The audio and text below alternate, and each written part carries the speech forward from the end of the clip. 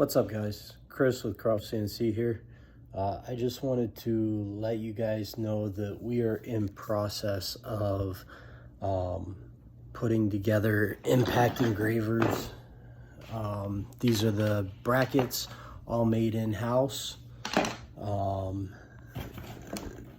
This is the pin mount, all made in-house.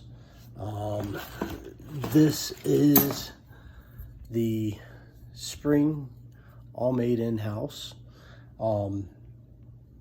Really the only things that we get outside of this product is the engraving pen, the solenoid, and the magnets and screws. That's it. Everything else is made in-house. It's all put together in-house by me. I test each one of them and lube each one of them before they go out.